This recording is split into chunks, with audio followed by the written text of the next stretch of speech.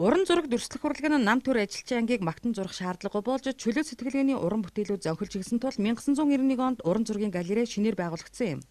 Уран зураг, зураасан зураг, баримл, сэлбэр, ардын гарварлын 4500 орчим сан хөмрөгтэйч үзэсгэлэнгийн танхим хүрэлцээгүй тул ердөө уран бүтээлийнхээ 8% л нийтэд дэлгэн үзүүлдэг байна.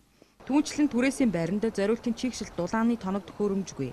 Гар аргаар ус тавих, дээврээс тусах цас борооны усыг ажилтнууд өөрсдөө хулдаас гялгар сас зэргээр аргалж иржээ. Галерейд арьсан урлал, бар, керамик, зээхт, наамал, хээ уулз, уран дархан, хөөмөл, яс модон, сэлбэр, чулуу, төмөр зэрэг материалаар урсан 460 орчим хосгүй үнэт бүтээлүүд хадгалагдж байна. Хачирхалтай нь уран зургийн галерейд сан хөмөргийн сэргийн засварлагч, эрдэм шинжилгээний ажилтны оронтой байдгүй. Ядахта дээврээ засварлыг ихэд төсөх байхгүй гэсэн хариултыг ч энэ онд бас л хотын захиргаанаас өгсөн байна.